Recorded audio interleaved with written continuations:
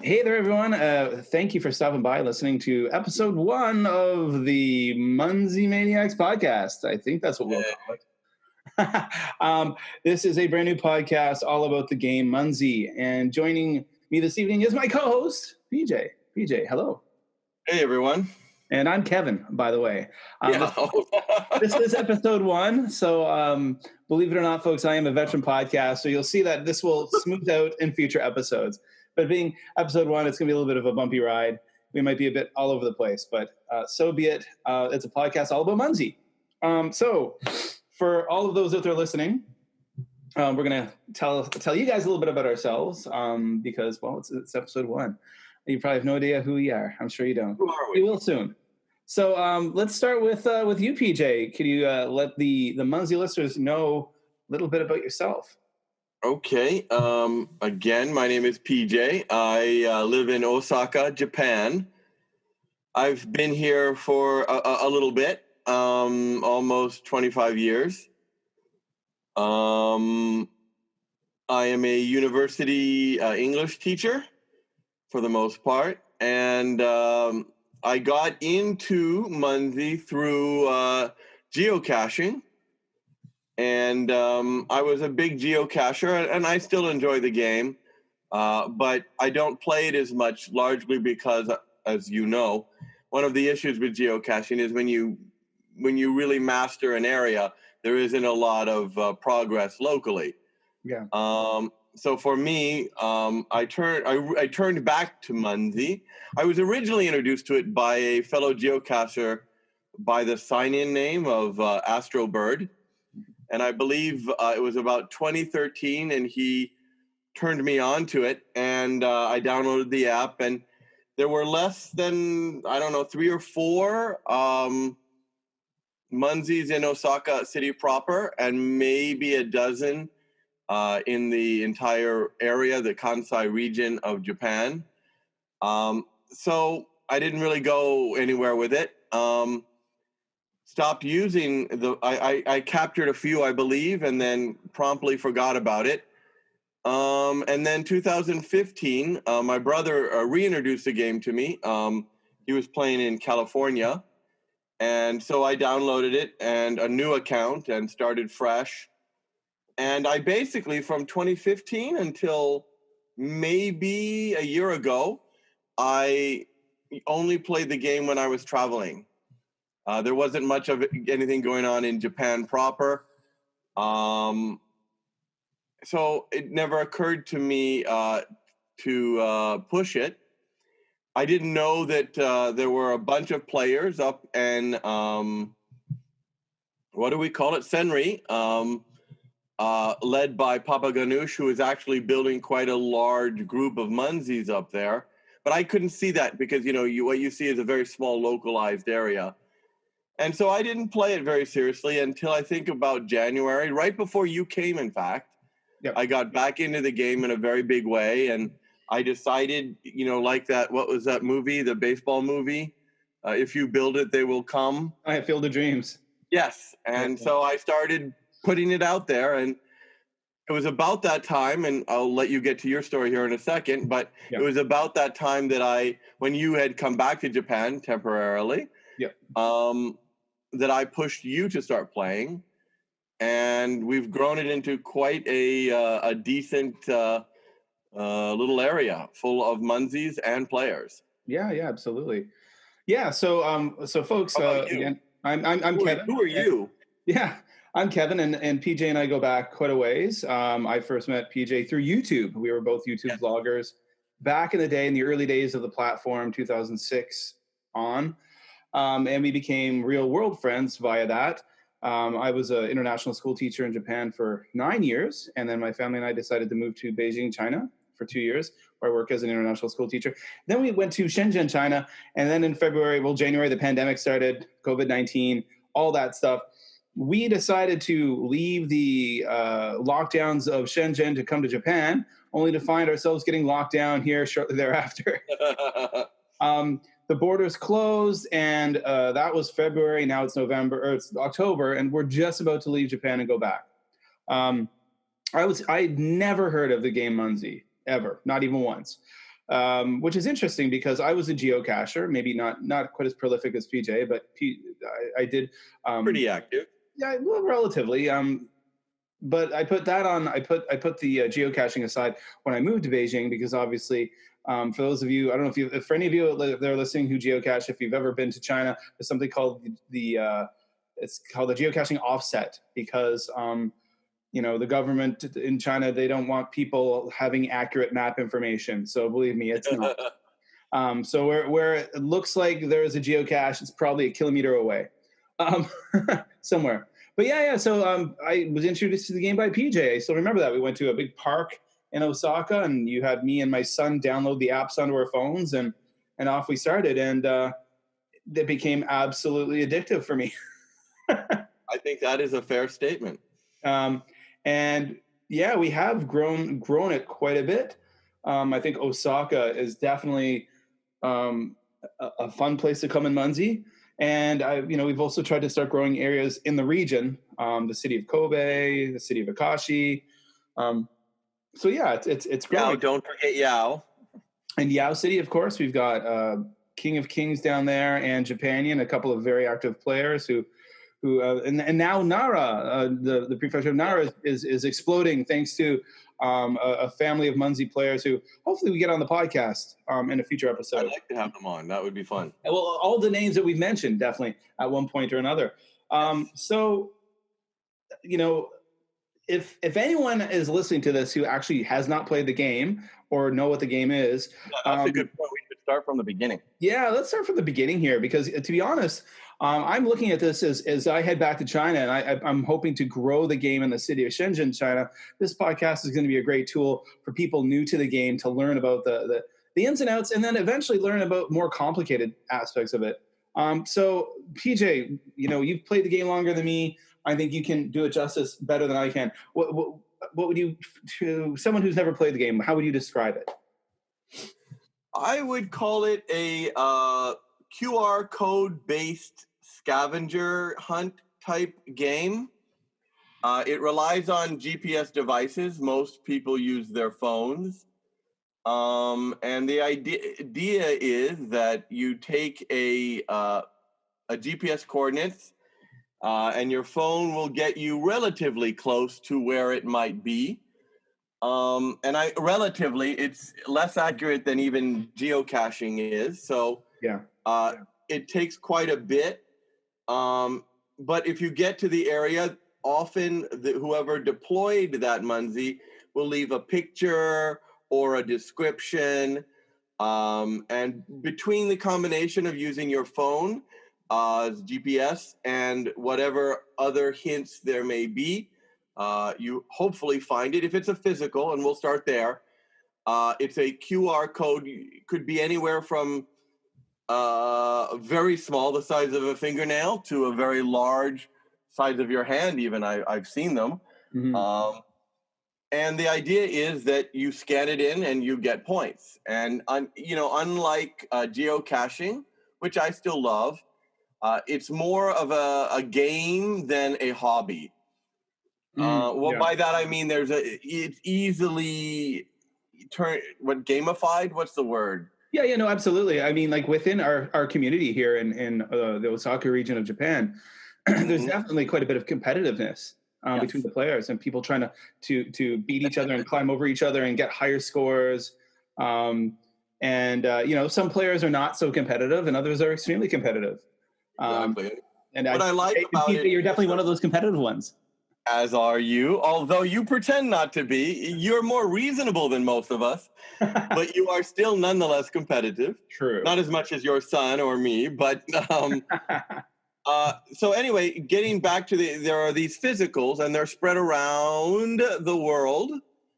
Some places more than others. There's basically 3 categories, and those are the physicals.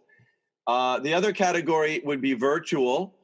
And those are still tied to a specific GPS, as you know, but they are, as the title says, they're virtual. There's nothing to scan at the location, but your phone, by being in range, and that range would vary depending on the type of virtual, you can then get points for being there. Yeah. And then the third type, which we'll go into probably at a later date, bouncers. Yeah. And that's the three things. There are bouncers, there are virtuals, and there are physicals. And bouncers, I'd say, when you describe those, for someone when you're just like looking at a Munzee map for the first time, they look almost like characters. They're little animations of like a mythical character that appear in various locations, and those would maybe appear on a physical QR code, or a virtual. Or virtual, yeah, true, yeah. But they're worth bigger points. They're worth big points. So those are the things that are very big. Yeah, and those are the things that are going to help you climb ahead in the scores, is getting those bouncers. If that matters to you, yes. Yeah. And some people it doesn't. We know players in our local group. They'll go out once or twice a week. They'll get some points. It's good exercise. It gets you out of the house. We'll talk about all the benefits later, but they're happy with that. Whereas some people are all about the numbers, and other people are, there are many different things the gamified aspects. And for me, it's the going out every day. It's the keeping of the streak. For other people, it might be the total number of points or a particular number of Munzees they've captured. Exactly. Yeah. So you're gonna get, for those of you who play, you know the terminology, but for those of you who are new to the game, you'll start to learn things like, if I capture a Munzee, that means I scan it. We say cap. I capped it.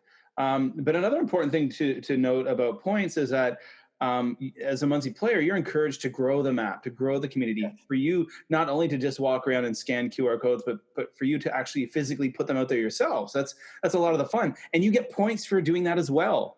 So the more Munzees that you spread on the map, the more points you're getting as well. Yeah.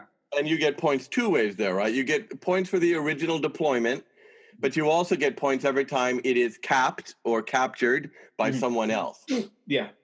And so that's a great aspect to it, that you feel you get a reward for growing the map. You would like to do it just because you believe in the game or you enjoy it. But to be honest, I'd say half my points on a daily basis come from you or one of the other players capping what I've put out there, and vice versa. Yeah, absolutely. And again, these are things, this is the first episode. We're going to be very kind of general here. And we'll get a lot more inside baseball as we go on in future episodes and really kind of get into it. But for example, with, you're like, how do I get these Munzees? Well, there's a couple of ways. The game itself has a shop where you can go and buy them. And you can buy physical Munzees, use your credit card, you select, you pay for, and they get mailed to your house. And they're relatively cheap. The physicals are anywhere from a few cents to $1 each, depending on what kind you might get. And for those who are new to the game, I think one thing I would suggest, depending on where you are, this or that, or your financial situation, you can actually, and first thing to note is that this game is free to play.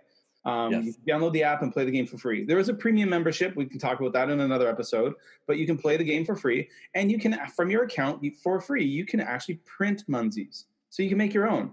And that's something that I've done a lot of. I print them off, I cut them out, I laminate them, and I put double-sided tape on these things, and off I go. So, and I at some future episode, I'd like to go into more detail on that, because you are very crafty. You've done a lot of that. Yeah. And both as players, we've seen some bad ones out there and some good ones. Absolutely. So I think we do want to talk about what makes a good fit. If you're going to go to the trouble of printing them out, sealing them up, and placing them, what makes a good deploy and what makes a bad one. We'll talk about that something that's going to last there for a few years anyway, right? Yeah. But I also plan to make a YouTube tutorial about that one itself, how to make them. So in a nutshell, that's Munzee. So I don't know. How would you say, since I've come here in February, how would you say the map has changed? Because we the two of us can't take the sole credit for this, obviously, because not by any means. A community has grown in that time. We've introduced the game to other people. We've had a couple of little Munzee outings, events where members of the community got together and played the game together, spread the map together. But what does it look like now as compared to, say, January? Well, my gosh, in January, I didn't have an exact count, but I think there was about a dozen in the city when I came back to it in January, and I planted maybe 50. And then I remember when I first showed it to you, we were still very much doing geocaching and Munzeeing. Yeah, because we were actually playing. We were geocaching. We were geocaching when I first arrived, and for the first few weeks, we went out several times caching.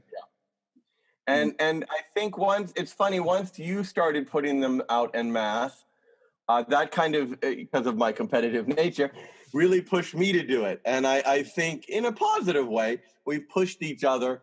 And I'm between the two of us, we put out almost 2,000. Oh, yeah.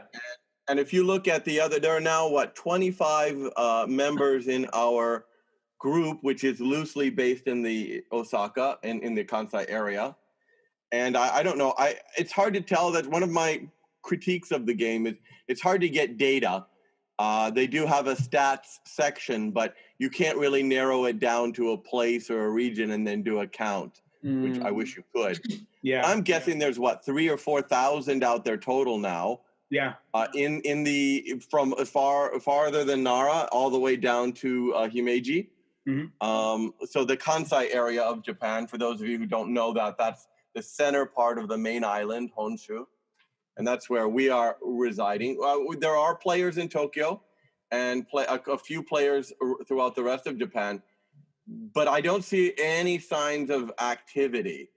Or not. Well, I think the reason would be is if you're a Munzee player and you show up somewhere, maybe you're not as obsessive as PJ and Kevin are. But I mean, you fire up the app and you look, and if it's just kind of like a bleak wasteland, you're like, well, maybe I'll just close this app now. And I mean, I'm in a situation now where I'm leaving next week to head back to China. I'm looking at Shenzhen as a blank slate, but I'm looking at it in a very positive way. Where is Shenzhen, for those who might not know? What's that? Where is Shenzhen? Oh, Shenzhen is on mainland China, and it's directly across from Hong Kong. So I can see Hong Kong territory from my balcony. And there is a land crossing, a bridge that connects Hong Kong to Shenzhen. So it's one of China's 4 tier 1 cities. It's a brand new city. It's only 40 years old. Very lovely, modern city.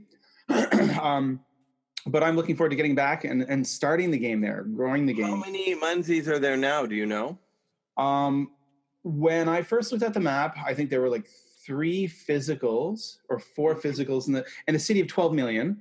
And there were like 3 virtuals and 1 rover randomly. Wow. So to this date, I've already deployed probably about a dozen virtuals that are ready to go. And I will be deploying more, especially when I'm in my 2 weeks of quarantine. And then when I'm back to life, I want to have this podcast ready. This podcast will be out there. My colleagues, my coworkers can listen to it and learn more about the game. And I plan on really getting some people into it and building the city. But one thing I am going to do before I really introduce the game to people is I'm going to spend several weeks building at least the area where I live and where a lot of my colleagues live. So I'm hoping that by the time I introduce, I'll probably have a couple of 100 physicals out and a nice little variety of different types of virtuals around. And I definitely think that's the way to go. You alluded to it earlier, but I think the biggest problem for Munzee in Asia, outside of maybe Australia and New Zealand, is that anyone who downloads the free app and wants to play might see nothing or just a handful in their area, and that's not very motivating. I found, because this account's been active since 2015, but it wasn't until I started putting down literally dozens and dozens that a community started building. I introduced you to the game, and you brought in half a dozen players or more, and they have been very active in their own rights. Yeah. And I think it creates that. So now we can go almost anywhere in the Kansai and find something, or grow the map in that area locally because of the network. I was really happy when a few weeks ago my family and I went to Kyoto to this place called Arashiyama, and I'm like, I'll open this up and I'll deploy a couple of Munzees because I bet there's none here. And I opened it up and there was probably about 2 dozen because our family of Munzee, they had visited that area a few weeks earlier or like a month earlier. So they'd put a bunch around. I was like, this is great. I didn't think I'd actually get to play Munzee today, but I did. Mm-hmm. Yeah. I definitely think that there's, one of the things that I find interesting about, this is also true of geocaching, is that a lot of different kind of people play it. So people who might not normally get to know each other or become close can share this hobby. Mm-hmm. And I think, and we've even now got Japanese players playing. Yep. And which is only fair because I believe it was a Japanese player that got me into the game. And now he's recently started playing again. So I would like, especially with this podcast, to encourage other players around the world in areas that maybe are not most dominant. And we should talk about the dominant countries as well. But in areas that are a little bit underrepresented, to encourage them to build the map locally. Absolutely, because we know, European countries such as Germany and whatnot have just, wow, it's amazing.